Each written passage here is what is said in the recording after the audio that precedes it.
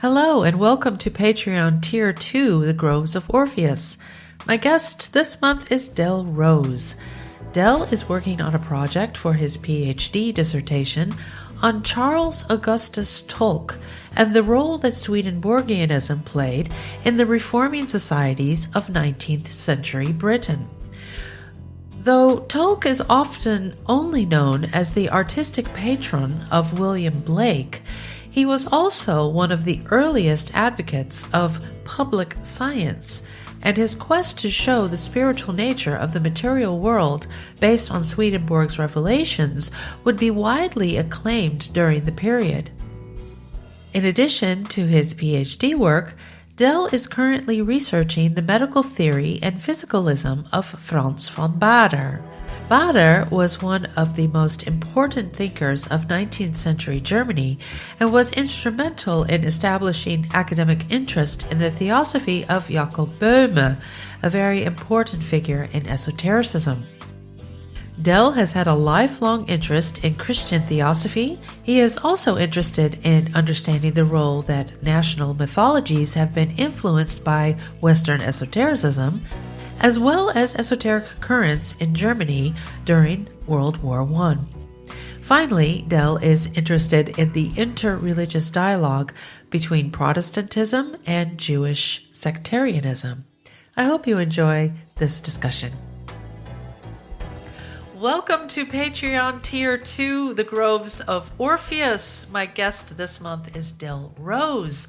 Welcome back, Dell. Well, thanks for having me. It's very, very good to talk with you again. The last time you were here, you spoke about your PhD research into Augustus Tulk and his work that was heavily influenced by the writings of Swedenborg. And today we'll be talking about something very different, but just as interesting.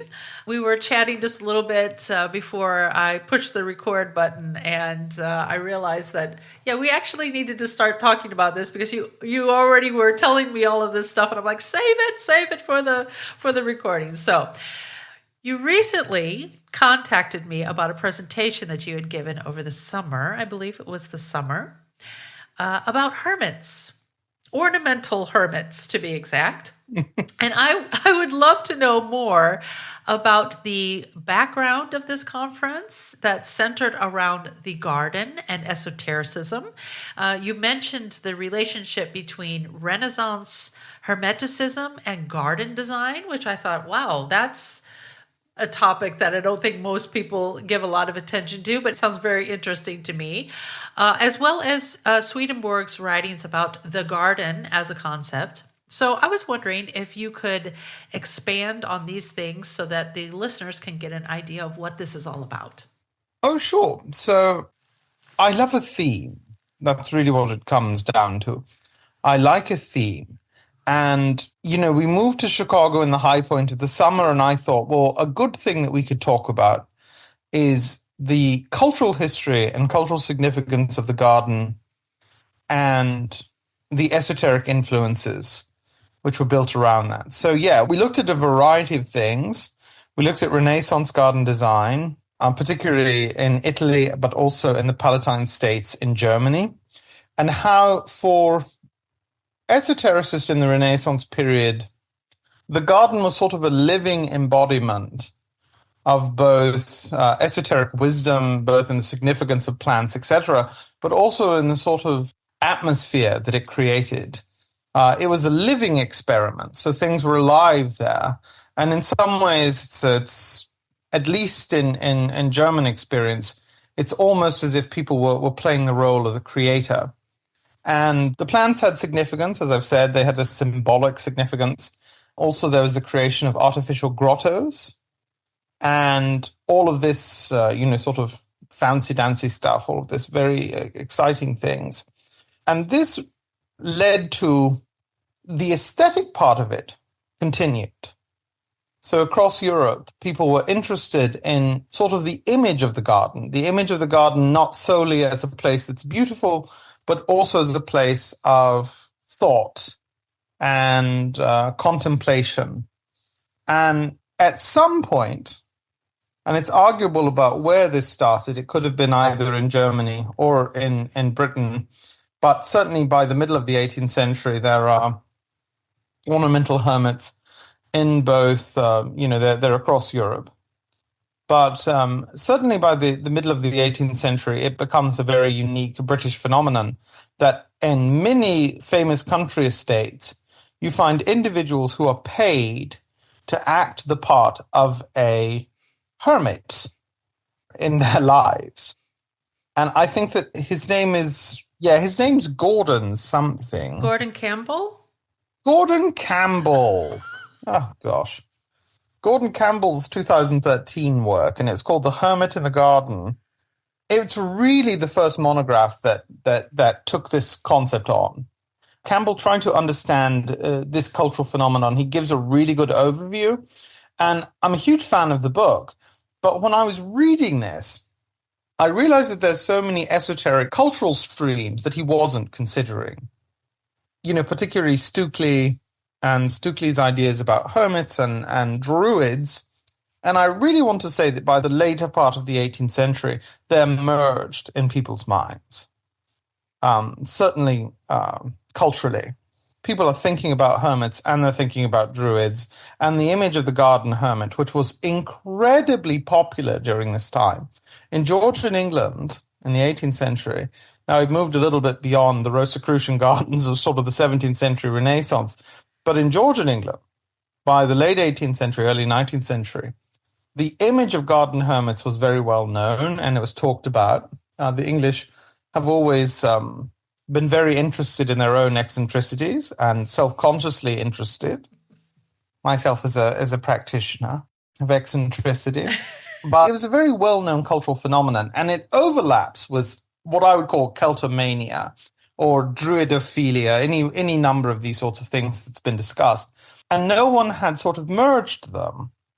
And that's what I tried to do in the conversation that I had and in the subsequent articles, because, I've tried to write two. One about what druidophilia is and its significance for, in particular, the Welsh Gorsedd movement, and also in the permutations of Dr. William Price, who was arguably the most famous neo-pagan of the 19th century, certainly the most famous Welsh neo-pagan, someone whose beliefs in the continuity of pagan traditions were very idiosyncratic, but were based on a lot of things, Iolo Morchenoch, and there's a lot of Welsh currents that we can discuss in a few minutes. But I think it also ties in, even his dress. If you've ever seen a picture of William Price, he's got a fox and he has a very symbolic reasoning for wearing this. But I think he's very happy to play with the hermit image, as well as most of the druids of the 19th century in the Gorsedd movement, who embraced long flowing beards and that sort of thing. There's this unique constellation in the latter part of the 19th century, and I was just interested in that continuity. So outside of the spiritual aspect of the concept of the hermit as it is on its own, you mentioned the fashion of the 18th century English. I guess it would be more of the upper class that had the means to be able to create gardens on their estate. Mm-hmm. That this became a fashionable thing to do and to have, as you said, that people would get a job. And I wouldn't think that this was a job that everyone wanted to do, but for the very special people out there that were looking for this type of employment for a period of time, that they would take on this hermit role. And I was wondering if you could talk just more on the practical side of the story. How did one go about getting a position of an ornamental hermit? And what were they expected to do? And on the side of the homeowner, the garden owner, why was this so fashionable? So if you could tackle those three aspects, then we'll get into the spiritual stuff later. Well, yeah, I'm happy to. So, and one, I would say the term ornamental is very unique But I don't think it ever truthfully was able to shake the sort of spiritual connotations. Okay. It was definitely I don't want to make a value judgment on it, but it's certainly a different kind of spirituality. But, I think that the image of the hermit still had a great deal of cultural resonance amongst Protestant societies.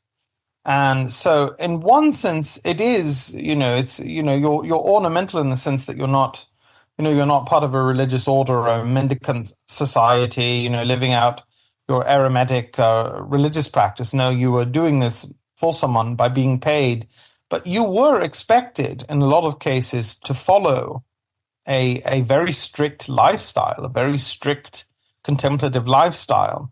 And there is Gordon Campbell mentions it in his book, The Hermit in the Garden. But we have here, this is a public call for a hermit, and this comes from the Courier Journal in Plymouth, England. And it says, "A young man who wishes to retire from the world and live as a hermit in some convenient spot in England is willing to engage with any nobleman or gentleman who may be desirous of having one. Any letter addressed to S. Lawrence, postpaid, to be left at Mr. Otton's number 6, Coleman's Lane, Plymouth, mentioning what gratuity will be given and all other particulars will be duly attended to." So people were advertising this. One ad that I found was posting, I think it was 115 shillings or something like this, a significant amount of money during the time. There are ads, of course, they have to be taken with a grain of salt, how true they are, but there were ads that have been reported through gentlemen's magazines and sort of miscellanies in the period that the garden hermit was not to cut their fingernails, they were to leave their hair long, they were to sit in a room with a Bible, very, very extreme sort of world-denying spirituality was taking place there. In particular, for a time that was very rigid in terms of social structure, the hermit who spoke to everyone, in particular gentlemen, the people of the highest echelon of the time, but they were meant to be the rudest, in the old-fashioned sense of that term, the meanest, the literally dirty, covered with earth, living in some cases in the earth, in artificial grottos or in hermitages. And the one thing, as I've said, I'm completely beholden to Gordon Campbell's book because he makes all of this incredibly vivid, and he shows he's gone to many of the last surviving hermitages in Britain and taken photos of them. And it was sort of this quasi, on the one hand, you were meant to live like how people would imagine a hermit to live. But the reason you were doing that, I think that's the real question here. Why would someone be willing to spend a significant portion of their income to finance someone to live as a religious renunciant? What payoff are they getting from that? And this is the thing that's always sort of interested me about this phenomenon, that in some cases, I don't want to say this should also be taken with a grain of salt, but I think in some ways it was a way for them to live out some kind of fantasy of returning to the earth without actually doing so. And this is where this moment of the druid, or the conception of the druid, plus the hermit becomes really important. Because the druid in sort of 19th century discourse is the speaking voice of the natural world.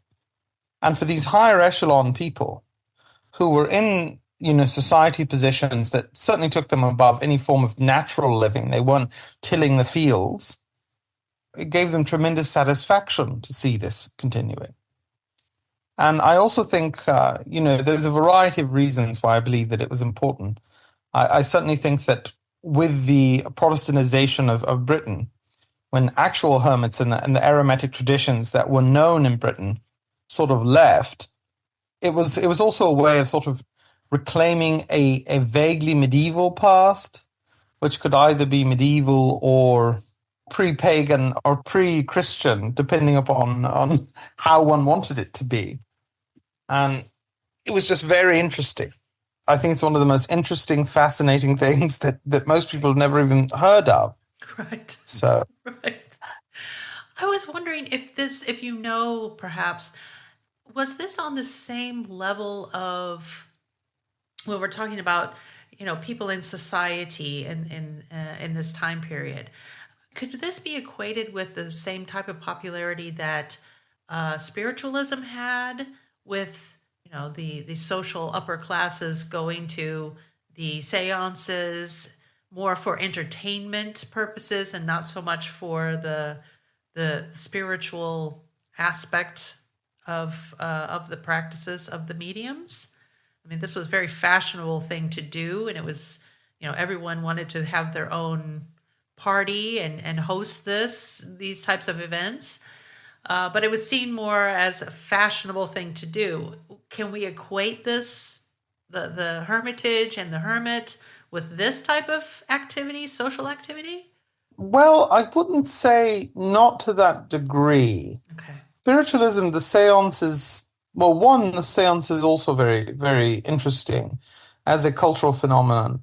However, in most seances, well, I mean, actually, you could say that very often seances from or mediums from poorer backgrounds were sort of idealized by the 19th century gentry who were interested in spiritualism. So in that regard, it's sort of similar, that you have someone from a vastly different social pedigree coming and speaking truth to power in very closed circles. So that was definitely part of it. So maybe that's a connection. Okay. I would say certainly as equally important for members of the gentry who were experiencing these ornamental hermits.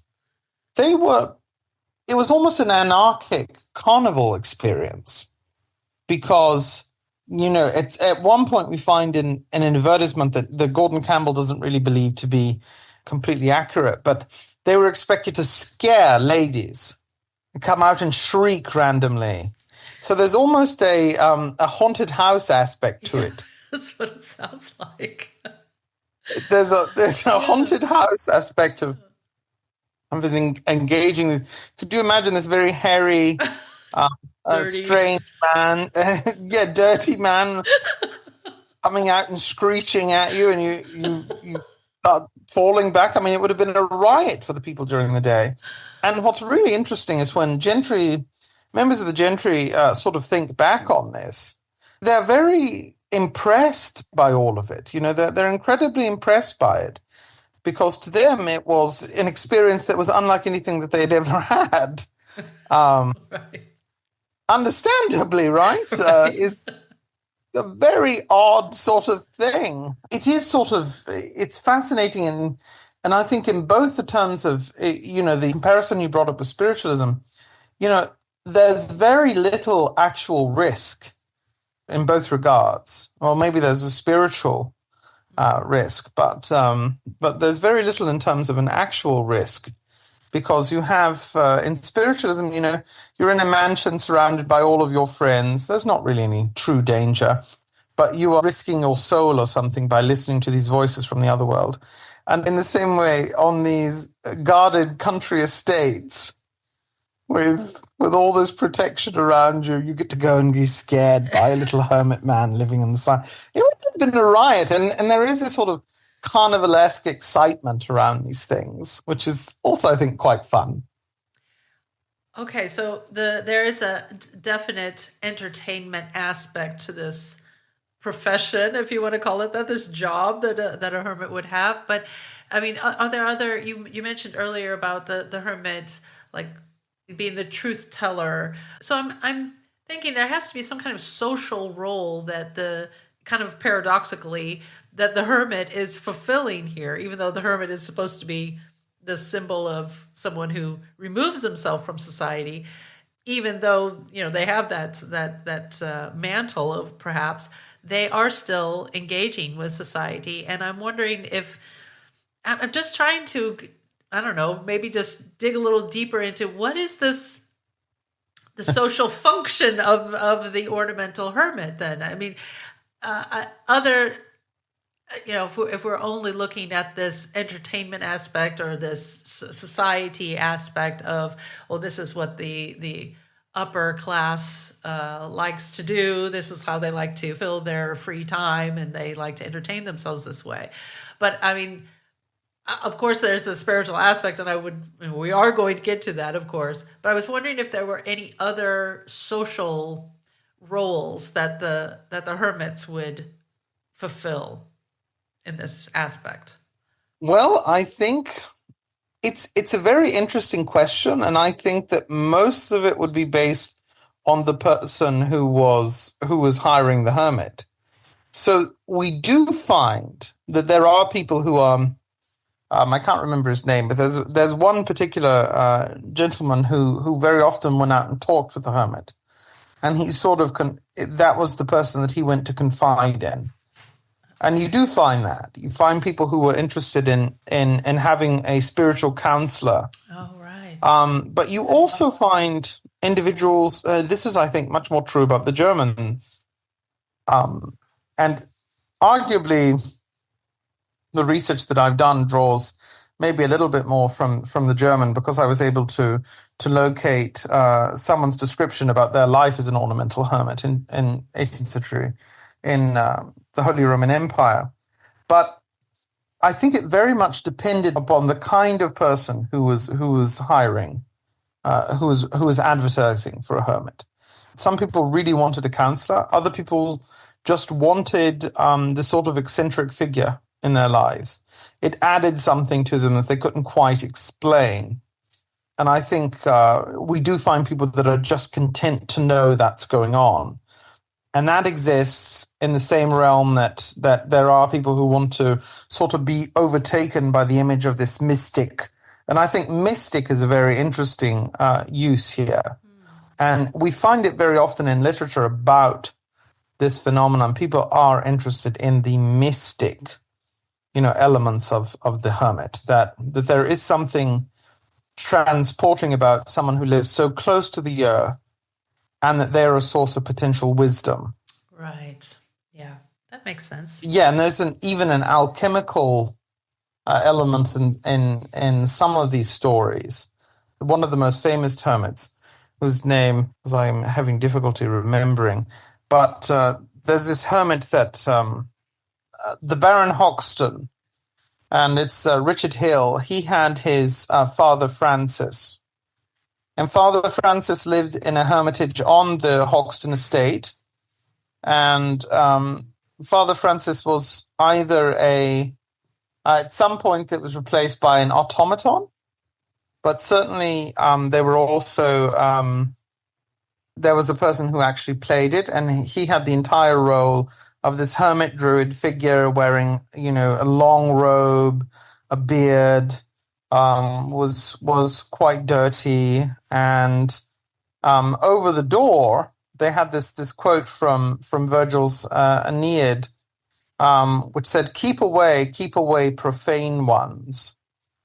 And the interesting thing about that is no one was kept away. He actually became so famous as a tourist attraction, that they had to build a hotel to receive him, to receive visitors who wanted to see the hermit. So keep away. No. It was something more than that. I think in some ways, it's sort of this melancholy longing for a spirituality which was not available to most people, but also was incredibly fascinating to them. So, and there's a line, again, that Campbell puts in his book, which is a poem written from the period, and it says, "Far from the busy scenes of life, far from the world, its care and strife, in solitude more pleased to dwell, the hermit bids you to his cell, warns you sin's gilded baits to fly, and calls you to prepare to die." That poem, in the tradition, which most of the English gentry were members of the Anglican Church, in a tradition which is, very sort of biblically based, has a high level of biblical literalism, I think that contemplative moment, that contemplative notion of spirituality, that you go and reflect on your life, etc., that was missing from a lot of people's lives in the 18th century and then early 19th century. And although many of them couldn't because of various political or family commitments. You know, they couldn't live a life of selfless devotion to the Bible or to understanding the mysteries of the natural world.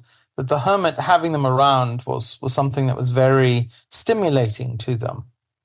Yeah, it's, again, isn't it so interesting? I mean, it's just fascinating. It is very fascinating. And while you were speaking, I was wondering if maybe this is some kind of remnant, or just maybe not even a remnant, but as a continuation of the tradition of curiosa. That, you know, there were also very wealthy families in Europe, kings and queens and emperors and empresses would have these rooms filled with oddities. And this was also a very social attraction for many people who would come to visit, to look at all of these exotic, odd objects that were odd to the people who lived in that area anyway.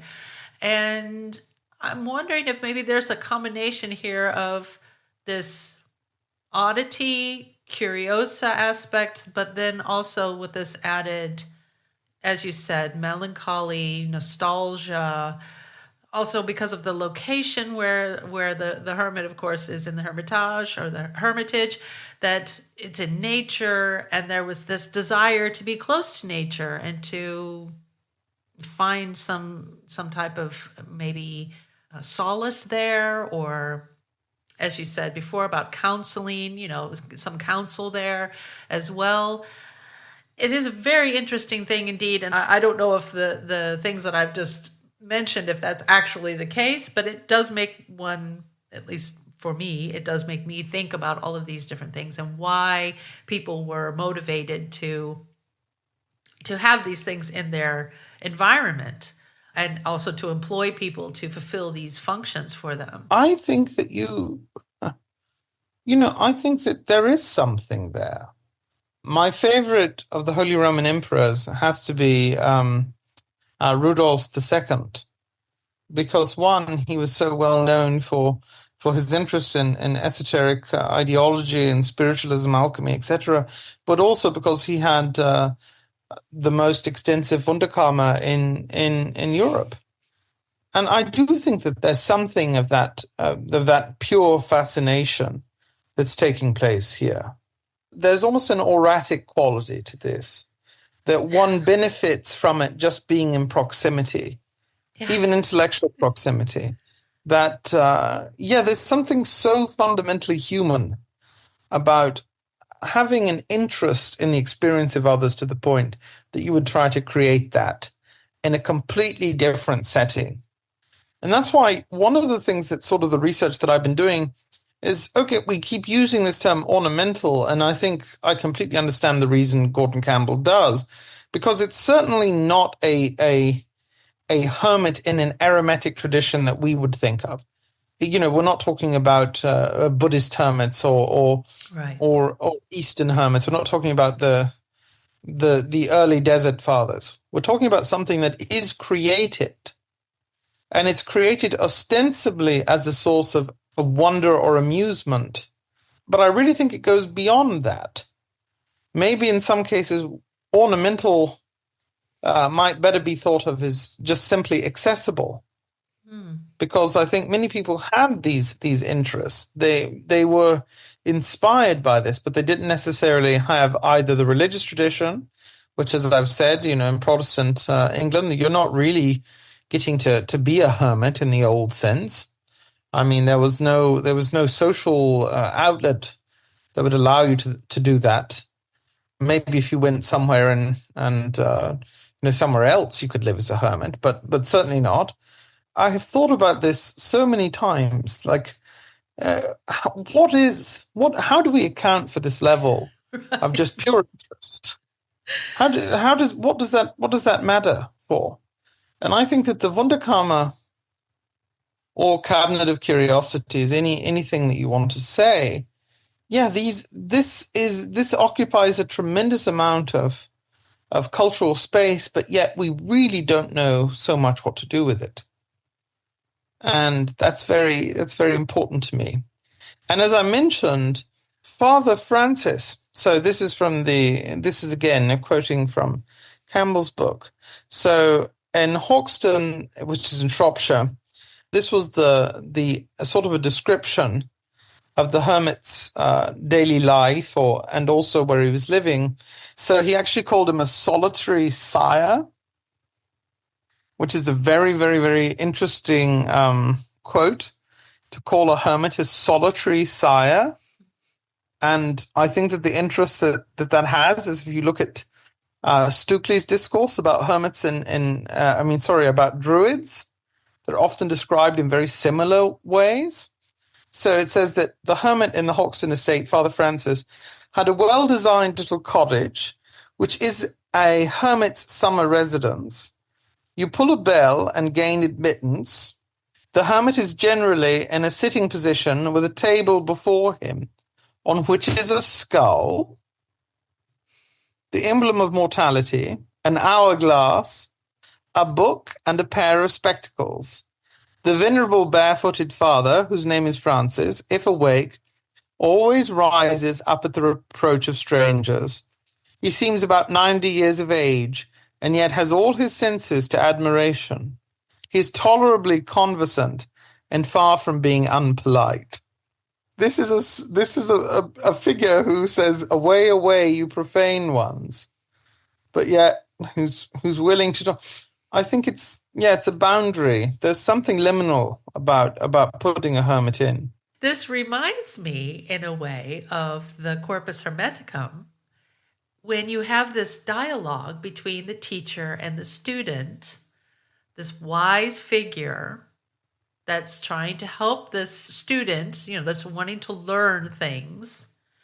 It has a resonance of this, that someone goes into this strange environment to talk to a hermit, and all of the attributes that are in the domicile, skulls, hourglasses, books, things like that. These are we're talking about death, we're talking about time, we're talking about learning and knowledge and things like that.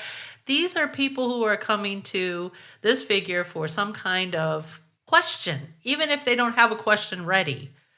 I think there's this element of not only the element of curiosity, but also the element of imagination and creativity that is surrounding this. That when people are spending time with the hermit, this mystical figure, as you mentioned, that there's some kind of exchange happening there. Even if it's not conscious, if it's on this unconscious level, that people are trying to tap into something. That's what I'm getting from this. This is what's resonating. I don't know if it resonates with you. I don't know if what I'm talking about is just a bunch of rubbish, but that's what I'm getting from this feel, this flavor from this social. It's almost like an experiment to see, well, what would happen if we would do this, if we would put this figure, this person, in this little house or wherever they're living in this garden, and see what happens with the people that come to visit. Are they transformed? You're talking about alchemy. Are they transformed in some way? Well, so I don't think that you're wrong. I think it's just a different contextualizing of that same impulse. And also, so the connection that you make, to the first century, I think that that's also at play here. Now, they wouldn't have seen that as, well, certainly by the 18th century, they wouldn't have read all of those things as being first century documents. I think that most people still thought of the Hermetica as being, the primal religion before even Abraham, before this was the ancient of the ancient religion. They picked this up for the Renaissance. But they're definitely concerned with this. So in the Hortus Palentinus, that's the gigantic sort of Rosicrucian. Christopher McIntosh calls it the Rosicrucian. He talks about it in terms of Rosicrucianism. I think it's there, but definitely it's there because Frederick V was also, I think, incredibly interested in these sorts of things. But there's also an element of the mysteries. The Greek mystery cults, because when you sort of think about, I'm thinking about the one individual who went into the cave, and which is a very common theme in the ancient world, that when you wanted to discover the truth about something, you didn't go to the heavens. That was, that's the Platonic idea. You traveled upwards. No, you traveled downwards. You went into the earth. You went into the to the depths, and that's where you encountered things. And I think that there is also this element of this. And you mentioned the Hermetica, the Corpus Hermeticum. You could also think about, I guess, a figure like Apollonius of Tyana is sort of an image of this. This wandering, he wasn't established in a garden, he didn't have a fixed place, but he was a wandering miracle worker, a theos aner, a god man, who would travel around. And it's really funny because, he's restricted in speaking, but was still able to communicate, it says, through signs, which some hermits were actually encouraged not to speak. And the German compatriots were often encouraged not to speak, for instance. But there's definitely an element of that. And yet, why choose to do this and not other things? And that's, again, I don't think that there's any bad answers right now, because this is, I think, a cultural phenomenon that goes both deeper than what it seems, and also will always sort of elude what you want to say about it. You're talking about some historical hermits. You mentioned several in the notes that you sent to me so that I could do a little preparation work. You mentioned Diogenes. Oh, yeah. The cynic. And I mean, that is the philosopher, of course, who was, known to live in rags and, just in a tub, in his barrel. Yeah. He called himself a dog, identified as a dog. And, that's where the word cynic comes from. There are these very interesting figures. You mentioned another in the Eastern Church. You gave another example of stylites. Mm-hmm. Yes. That seems. You say here that the stylites. They live. I found maybe you could talk a little bit about this. Why did they live on the tops of tall pillars? What was that? What was that for?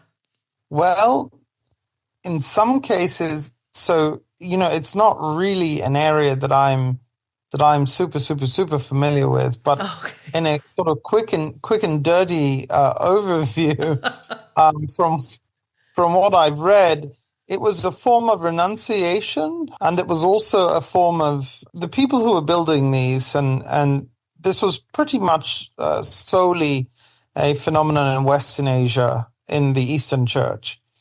Most of these are in very arid areas. Saint Simon's stylite is the most famous of these, or Simone in various recountings.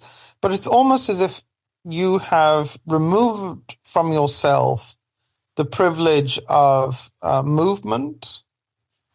It's a cave, but it's not, you're sort of bare before God. You are giving yourself to all of the elements. It's a strong deterrent to, because you're public. There's nothing that you do that's hidden. Right. And right. then you're also, you're completely at the mercy of, the will of God, either in terms of thunderstorms or lightning. And then it becomes a sort of, people are invited to share in your sacrifice, because the stylite is often someone who gives very good advice, literally because they're above human beings, they're certainly above the earth. Maybe they can see things from a different perspective. Mm-hmm. And when you get to bring them food and wine, because obviously they couldn't survive, or water, whatever, I just imagined wine. It was very important for communities, because it gave them a sense of, wow, this person is really trying to live a devout life. And, that's perhaps not for me, but I can certainly go and give some olives or or some bread and talk to him about various things. And maybe his perspective will be higher because it's not enmeshed in my daily struggles. I think that was, yeah. The Stylites are another group. If I had 1,000 lives to live. Well, it sounds like this is lost to us now. This whole concept of having this person who is separate from society or from your community and yet a part of the community in this type of role, in this function. Because this Stylite, for example, it might be might not be in the center of the community, but they are still visible to all the people in the community. They're dependent on the community for their sustenance. They interact with the community with speaking with them, and if they want advice or they want whatever type of counsel it is that they're looking for, or just some kind of communication, or however, there's some kind of connection happening there. So it's like there's this pull, this tension between pulling away from society and yet being a functioning part of society in these contexts. This is different, I think, than the idea that people in the West would have about monks who, put themselves, nuns and monks who put themselves away from society, and they shut themselves up in their convents and their cloisters and things like that, where they don't really have a lot of interaction with other people, unless, for maybe religious ceremonies or religious practices. This seems like it's much more, down to earth. It doesn't seem to be as kind of up in the air as you would think, a religious monk would be separated. So I'm wondering if maybe the reason that we find this so fascinating is because it causes us to think about this. Like, what would this be like if I did this? How would I feel about this? It invites imagination and contemplation, as you said at the beginning of our talk. And I don't think that we have this anymore, do we? We don't have these types of these mystics. Maybe in certain indigenous cultures keep those traditions alive, where you have the spiritual person that kind of lives outside of the community, the larger community. What do you think? Well, there are certainly a lot of people right now who, if you go on YouTube, if you want to be very strange and throw off the YouTube algorithm, you could look up something like building a modern hermitage, and you'll find people who are trying to do this. But you are right. This kind of accessibility to a contemplator, to a contemplative, that is very rare these days. And I think in some cases, the appeal that some ornamental hermits had was because there was no institutional separation. If you're a member of the established church in England, that doesn't mean necessarily that you wouldn't have access to what they're saying, because they're not inherently connected to a church. They're not inherently connected to a theological orientation. And I feel like that did have a certain amount of, it added to their accessibility, and it added to sort of the universality of what they would say. It sort of added profundity in the sense that they could hear something that was deep, but it also preserved it from being threatening. Because there's no, certainly in the terms of the gentry, they're not being forced across any other's social caste. Then they're not being forced into a inappropriate religion. They're encountering something that's beyond all of that. And I think in some cases, this is another thing that I've sort of wrestled with. The ornamental designation, it actually, strangely, there's a universalizing taking place there, because in calling something ornamental, it reduces the stress of interacting with it. Right. You can listen to what they have to say because they're ornamental. You know, I mean, they're just something that's added to your life. They're not a central component. But I think that that's also a very important form of self-deception. But there is a need there that's, it's...